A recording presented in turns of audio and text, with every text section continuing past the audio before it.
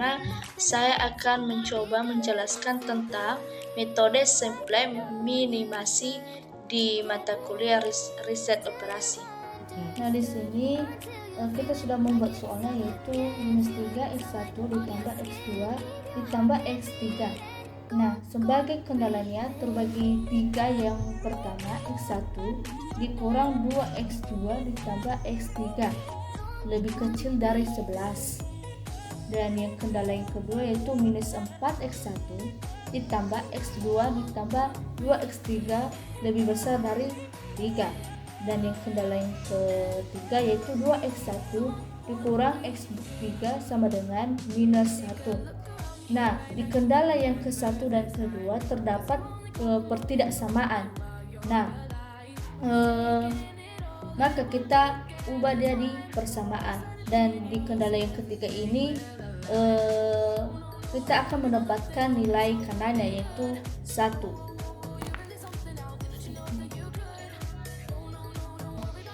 Untuk menyelesaikan kendala yang pertama yaitu X1 dikurang 2X2 ditambah X3 lebih kecil dari 11. Nah, sama dengan slack. Nah, kita simpulkan dia jadi S1. Nah, X1 kurang 2X2 ditambah X3 ditambah S1 sama dengan 11. Nah, di kendala yang kedua ini -4X1 ditambah X2 ditambah 2X3 lebih besar dari 3 atau lebih kecil dari -1.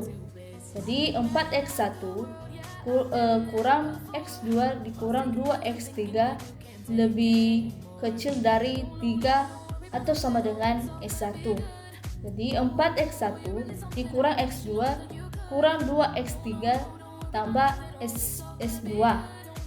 Nah, sama dengan 3 kali -1 atau finansial R. Nah, kita sudah menyimbolkannya di sini R. Jadi 4-4X1 ditambah X2 ditambah 2X3 kurang S1 ditambah R1 sama dengan 3. Jadi di kendala yang ketiga yaitu 2X1 dikurang X3 sama dengan -1 kali -1 atau simbol dari R atau finansial. Jadi -2X1 tambah X3 ditambah R2 sama dengan 1. Nah, untuk mencari nilai R, maka di sini kita akan mencoba mencarinya. Tetap di kendala yang kedua dan ketiga tetap di luas kiri dan variabel lain berpindah ke luas kanan. Jadi R1 sama dengan 3 tambah 4X1 dikurang 2X3 ditambah S2. Nah, begitu juga R2 yang dimana tetap di luas kiri dan variabel lain berpindah di luas kanan. Jadi R2 sama dengan 1 tambah 2X1 kurang X2.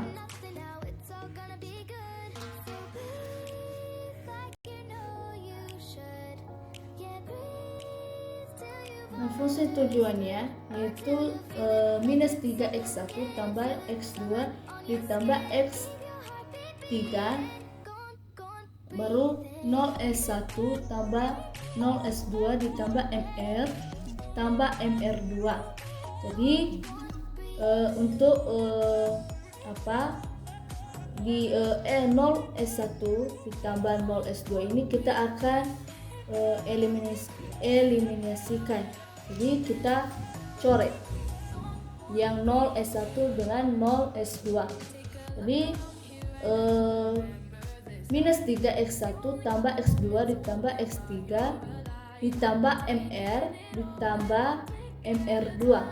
Jadi -3X1 tambah X2 ditambah X3 tambah M.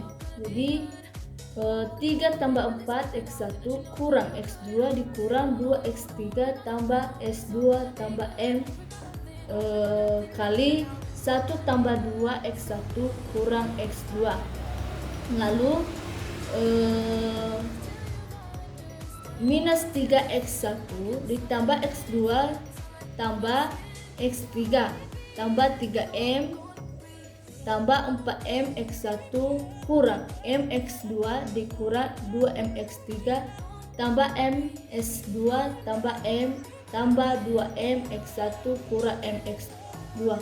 Nah, untuk mencoba mencari yang variabel yang persamaan di atas ini, kita akan coba seperti minus 3X1 kita kolom, baru X2, baru 4MX1, baru MX2, baru 2MX1. Jadi kita kasih di bawah ini. Jadi minus 3 tambah 6. Dari mana yang 6 ini? Dari 2 ditambah 4. Jadi 6.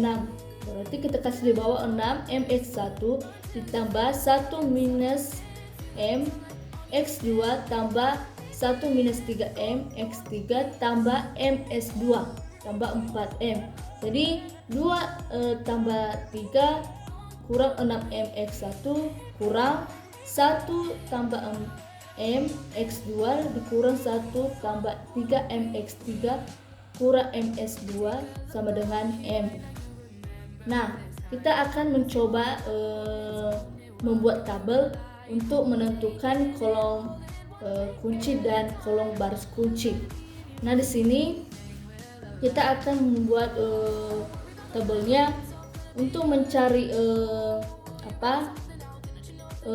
kita di sini sudah menulis variabel dasar, di mana X1 ini terdapat di kendala yang pertama yaitu 1, dan X2 terdapat minus 2, dan X3 terdapat dengan 1, begitu juga seterusnya.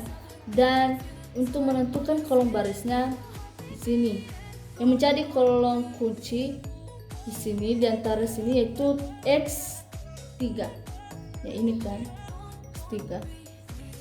Inilah yang jadi kolom kunci. Nah, yang menjadi baris kunci di sini yaitu di kolom 2 ini. Minus 2 ini adalah yang menjadi baris kunci, dan menjadi angka kunci di sini yaitu 1.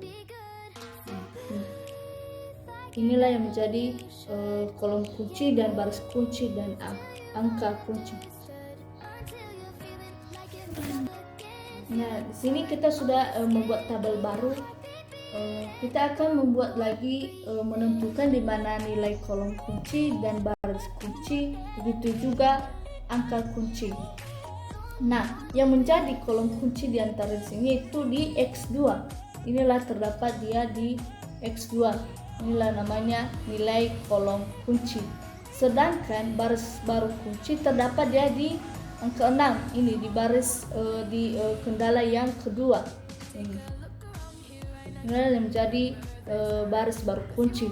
Dan yang menjadi baris kunci itu di C, di kendala yang ketiga, minus 2 ini. Dan yang menjadi angka kuncinya di sini itu 0. Inilah yang menjadi angka kunci. Dan untuk seterusnya, karena masih belum kita mendapatkan hasilnya di